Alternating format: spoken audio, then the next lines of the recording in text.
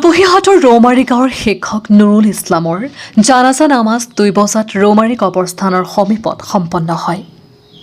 সকলোকে আদায় কৰে জানাজাত উপস্থিত আছিল প্ৰাক্তন বিধায়ক আব্দুল আজিজ। তেখেতৰ বয়স আছিল 59 বছৰ। চাইদৰীয়া এম ই স্কুলৰ সহকাৰী শিক্ষক হিচাপে সেৱা আগবঢ়াই আহিছিল নুৰুল ইছলামে। তেখেতৰ বিয়োগত অঞ্চলজুৰি গভীৰ শোকৰ ছাঁ পৰিছে। তেখেতৰ পৰিয়াললৈ শোক সমবেদনা জ্ঞাপন কৰে প্ৰাক্তন বিধায়ক আব্দুল আজিজে।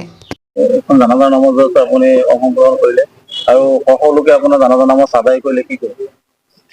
না, এখেতৰ ভিতৰত শিক্ষক হলে বহুত শিক্ষক আছে, সামাজিক কামৰ লগতো জড়িত নাথাকে, সময় নাই, কিন্তু এখেতে শিক্ষকতা কৰাৰ লগতে সমাজৰ লগত জড়িত, নামাজ ৰোজাৰ লগত জড়িত। আৰু এখেতৰ দেউতাকক মই ভালদৰে চিনি পাইছিলোঁ, ইছমাইল মাষ্টৰ চাহাব, মৰম ইছমাইল চাহাব, আৰু পৰিয়ালটো নামাজী পৰিয়াল। আৰু সমাজৰ লগত এখেতসকলৰ এটা ভাল সম্পৰ্ক স্থাপনীয় দেউতাকৰ পৰাই কৰিছে, আজি বহুদিন আগৰ পৰাই। আৰু সমাজৰ যিকোনো কামত এই পৰিয়ালৰ মানুহক মাতিলে যায়। মাষ্টৰ চাহাব তাৰ ভিতৰত এজন মানুহ আছে। এনেকুৱা শিক্ষক আমাৰ এইটো অঞ্চলত বহুত শিক্ষকে আছে সমাজৰ লগত জড়িত থকা। গতিকে আজি তেখেত এনেকৈ মৃত্যুবৰণ কৰিব এইটো আমি ভাবাই নাছিলোঁ। মই আকস্মিক মৃত্যুবৰণ কৰিলে আৰু আল্লাহ তাক যাতে জান্নাতুল ফেৰদাউছ নচিব কৰে। আমি জানাজা পঢ়াৰ পিছতো আমি কামনা কৰি আছো। আৰু তেখেতৰ যথেষ্ট ভাল গুণ আছে।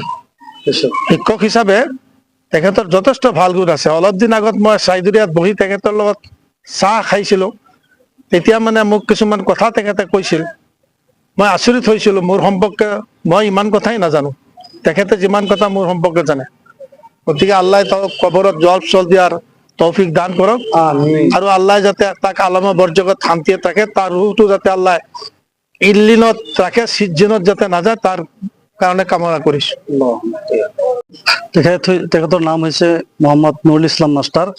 তেখেত আমাৰ চাইদুৰীয়া এম ইৰ সহকাৰী শিক্ষক আছিলে।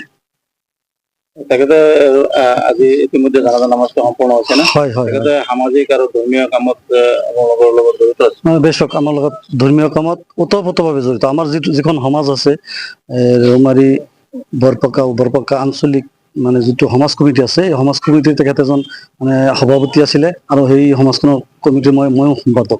তেখেত কি অভাৰপাস কৰিছিল নেকি? নাই, তেখেতৰ বয়স বৰ্তমান 59 মান হ'ব। আপোনাৰ 2027 চনত তেখেত অৱগ্ৰহণ কৰিলে।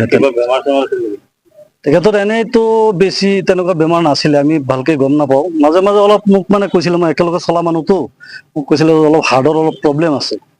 মাজে মই কৈছো যে তুমি এক কাম কৰা, কলকাতা যোৱাগৈ। এই বেছি দিন আগত নহয়, কিন্তু সি মানে এনেই খুব সাহসী। কিন্তু এইবিলাক মানে এই আপোনাৰ হেৰিবিলাক যে আছে, মেডিকেল চেডিকেল লাইনত পৰৱৰ্তী এতিয়া আপোনালোকে তেখেতৰ কাৰণে কি দোৱা প্ৰাৰ্থনা কৰিলে? নাই, তেখেতক আল্লাহ মানে জান্নাত নচিব কৰক, আমি তাকে দোৱা কৰিছো। আজি জানাজা কৰিছো, দোৱা কৰিছো। আমাৰ প্ৰাক্তন আমাৰ ৰূপহীহাটৰ প্ৰাক্তন বিধায়ক আব্দুল আজিজ ভাইও আছে।